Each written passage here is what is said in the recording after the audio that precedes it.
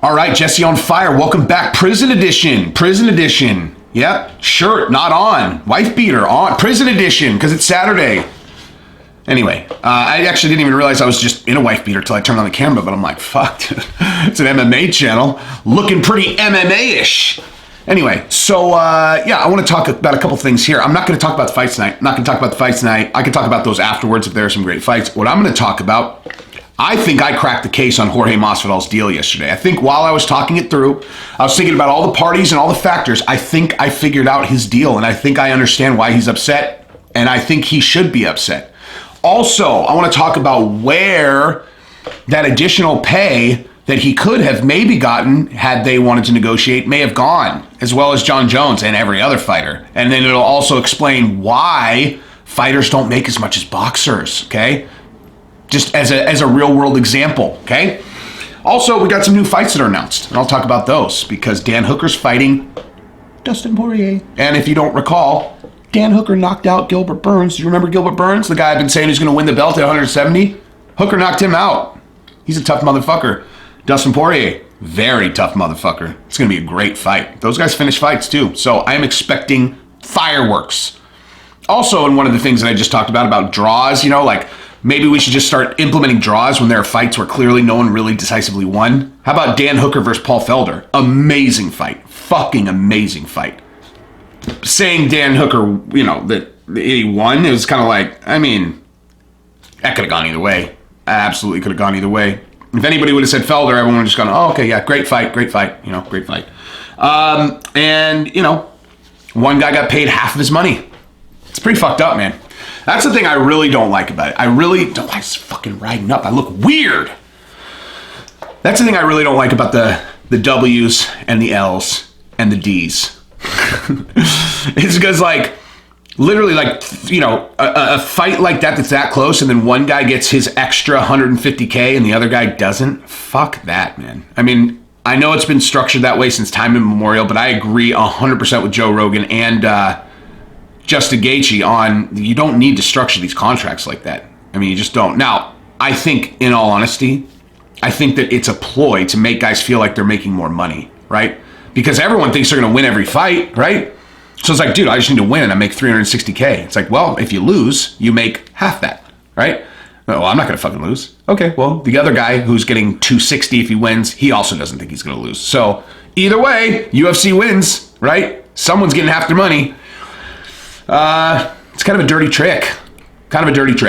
But a smart one that I would do if I was in the UFC shoes. Dana, for the 100th time, put me on, son. I don't mean to be exposing trade secrets here. Look, like, I realize, like, I'm about to dissect a pretty complicated issue, but from the standpoint of the business, I completely understand why it's done this way, assuming that I'm right, which I tend to be. So I'm not throwing rocks at it. I'm saying there's an easy way to rein this tongue in. Put me on the other side of the fence. Just bring me in. Dana, for the 100th time, I will move my family to wherever you want. You want me based in New Mexico? I'll move to New Mexico. New Mexico. Nevada, I'm in. Vegas, whatever. I have 3 daughters. 3 daughters that look like my wife did when she was little, which means they're going to grow up and look like my wife, which means I'm fucked. My wife is a fucking 14 out of 10, okay? She's the hottest chick on earth.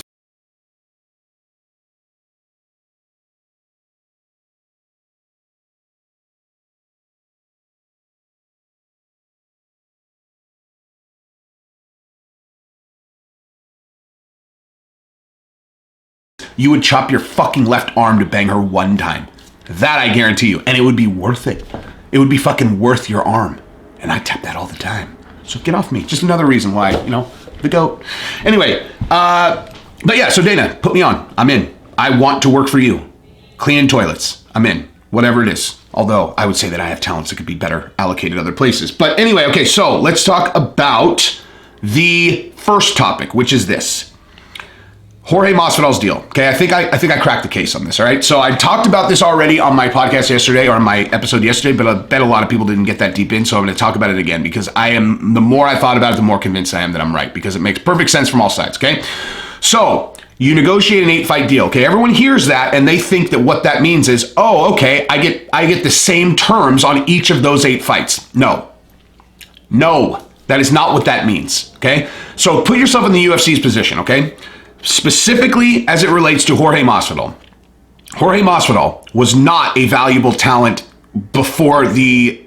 let me rephrase that. Was not even close to as valuable a talent as he is right now when he fought Darren Till, okay? So he comes back from a hiatus. I mean, did you hear the world clamoring for Jorge Masvidal to come back, right? Like, he's a known entity. He's a stud, a savage, always going to just go in there and bang. But to his own point and why he's one of my favorite fighters, he recognized what he was before, and he said, epiphany in the jungle. I need to go out and baptize these motherfuckers. Why am I getting outpointed when I can put these motherfuckers to sleep? I need to be trying to put them to sleep. I need to turn off the TV. I need to stop boozing. I need to stop partying. And I need to focus on getting my cardio to a place where I can go full throttle for 5 rounds and also get all the negativity out of my life. He reinvented himself. He comes back. What's he do? Fucking starching people. And he would have maybe finished Nate Diaz if they got to finish that fight. And Nate Diaz is basically unfinishable. You want to know who the only person that's ever knocked him out is? Josh Thompson. He hit him with a fucking head kick that looked like a baseball bat. Okay? So Jorge Masvidal reinvented himself. He saw a vision in the jungle, and now he's doing. Now I am living that exact same thing. I saw a vision. It's like, geez, what are you best at? Sit in front of a camera and just talk. Okay? The end. That's it. It's the only gift I have. I mean, not really. Lots of them. But that's my biggest one. I can behave exactly as I do normally on camera. And, you know, I can kind of turn this on and off. If I talk like this all the time, my wife would probably not bang me as much. Anyway, but so he's living his gift and what he's meant to do now. But his value is here.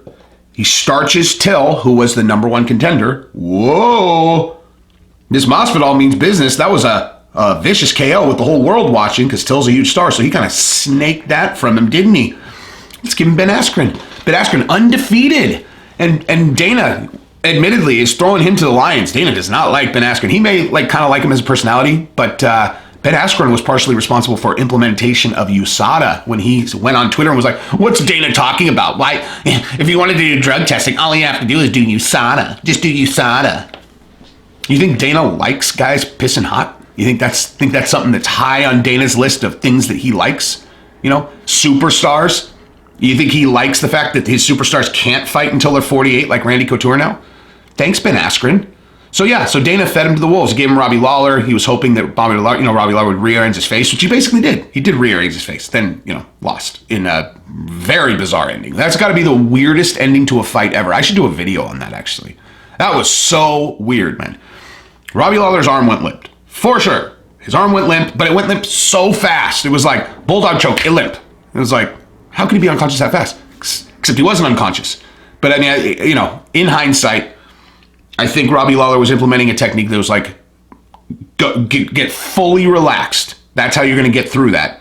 And he's so good at it that it looked like he turned himself into a corpse. Anyway, neither here nor there. But, so Ben Askren, undefeated. They feed Jorge Masvidal, Ben Askren. Lots of talk. Everyone had Ben Askren winning that fight. I picked Jorge Masvidal. I told everybody, bet on him.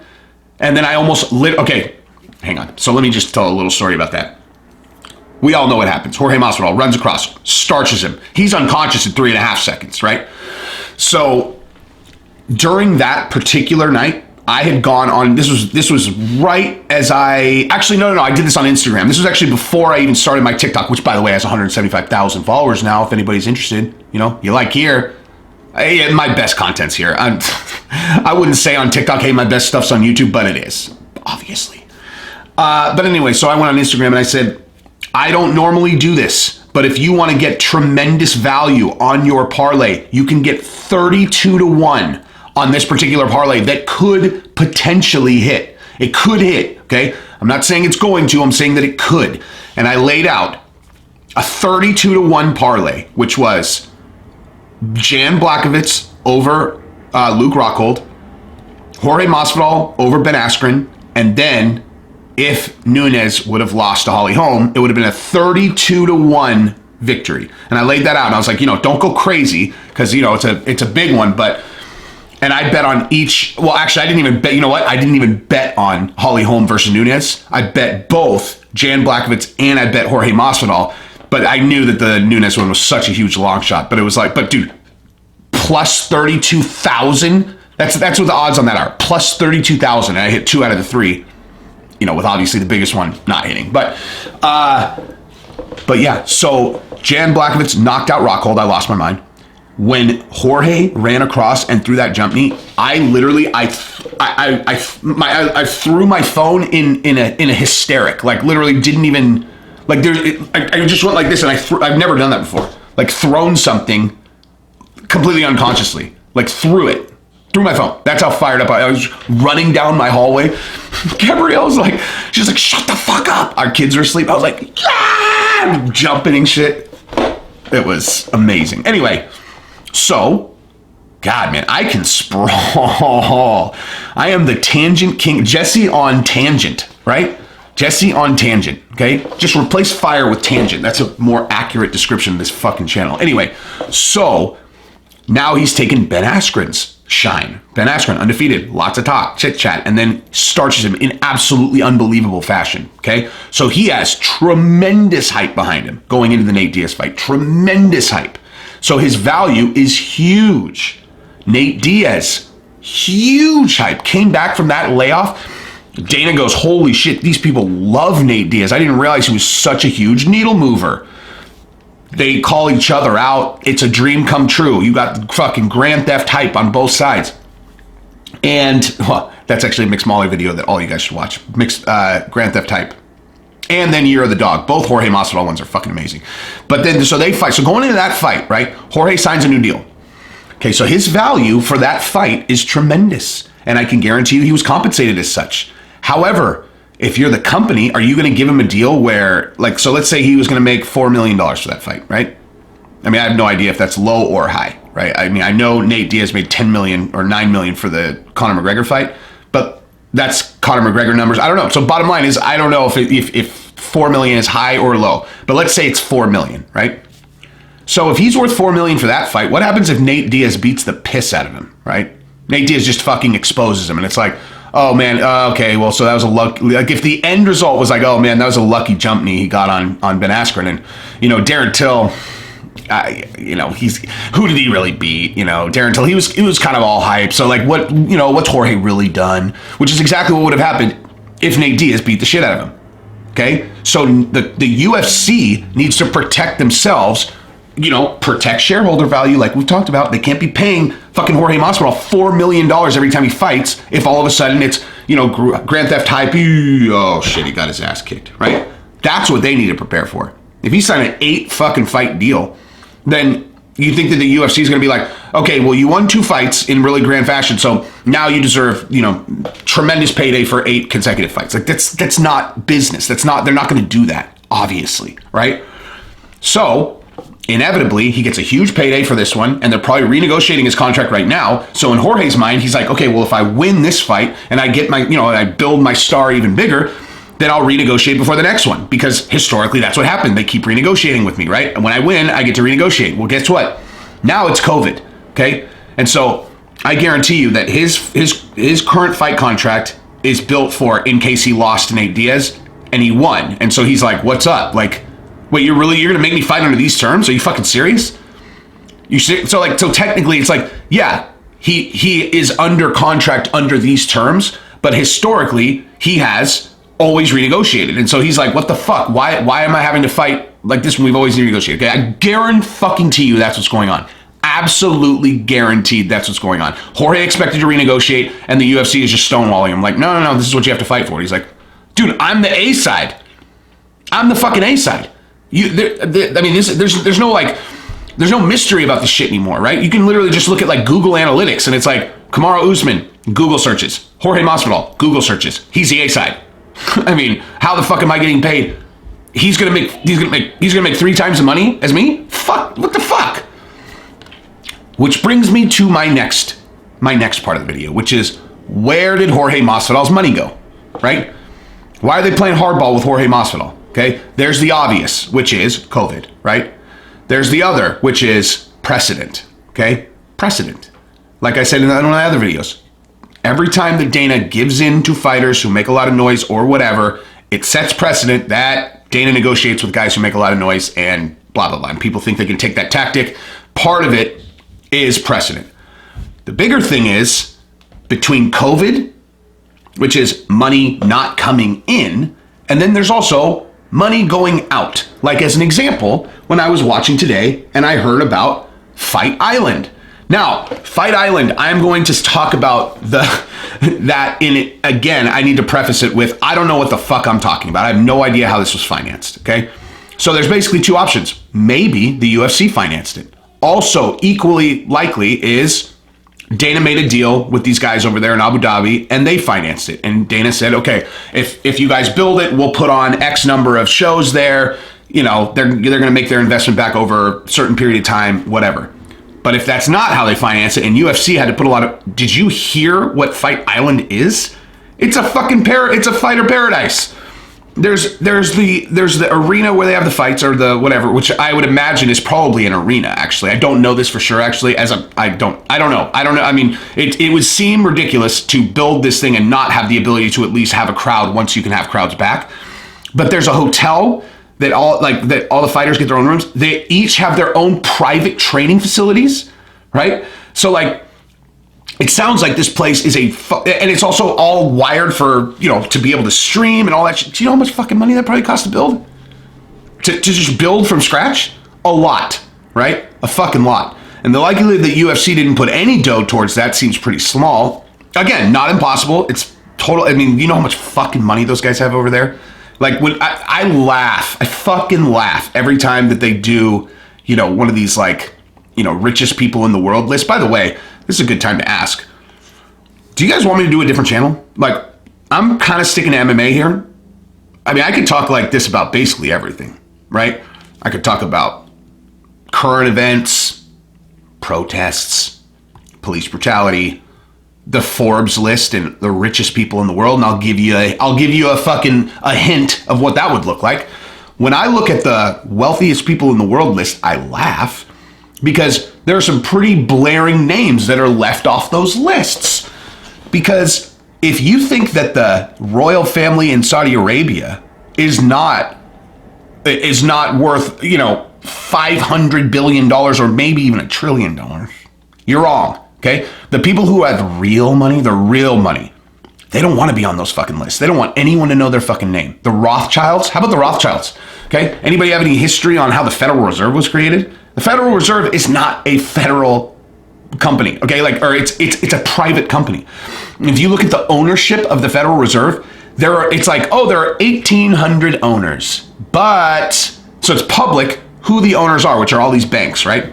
But each of them owns like a fraction of a percent. You don't know how much, and no one knows how much the other banks own, which means that you could have a private company or a private bank or a private family that could own, I don't know, 20% of the Federal Reserve that creates the currency, which makes the entire world go around, and no one would know. It is literally private. No one knows what the percentages of ownership in the Federal Reserve are. Now, so when you start talking about wealthiest people in the world, and there's no one, you know, from like the Rothschild family that's on there, just a little bit questionable to me, okay? So bottom line is this. They have money to burn. They could fucking create anything they want.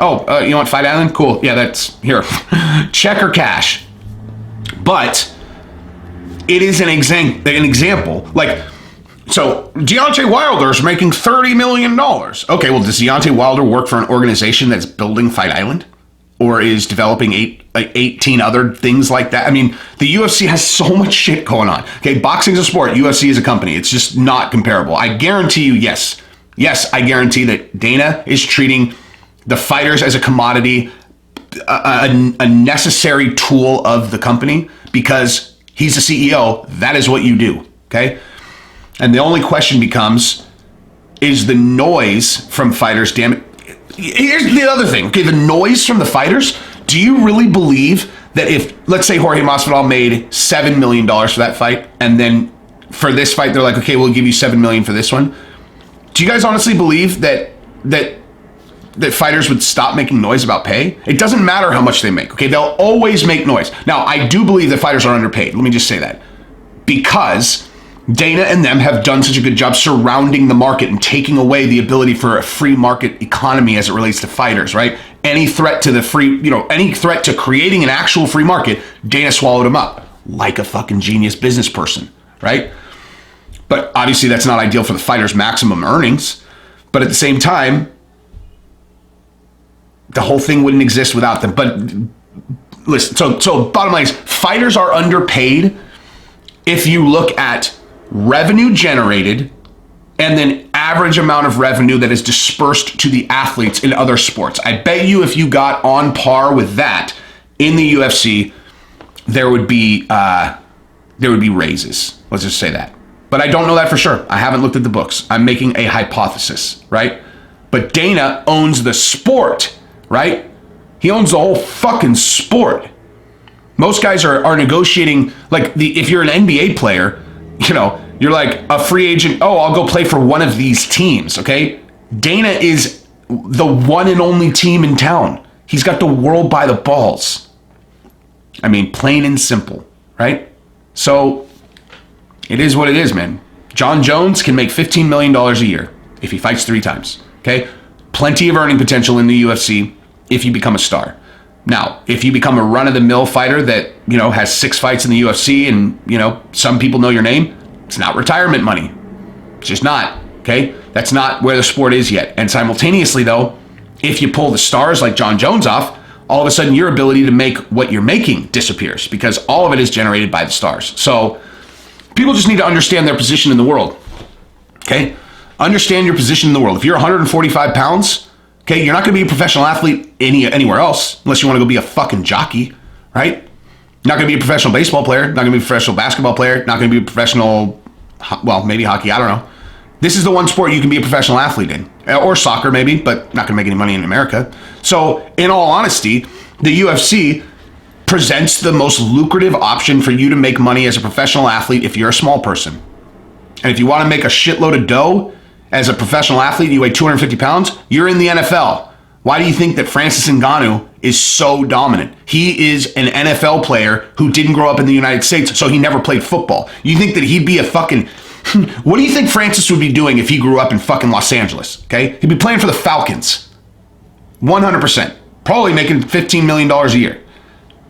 But he grew up in Cameroon and then moved to to France and was homeless and has a much better story now. Anyway, so that is what I got. See what I mean about these titles? What the fuck am I going to title this video? What am I going to title it? Another one like, hey, money in the UFC. Or should I just be like Jesse on Fire episode blah, blah, blah? Like that's what I'm kind of thinking because I always just sprawl all over the place, Jesse talking nonsense, fucking episode whatever. But yeah, so that's what I got for today.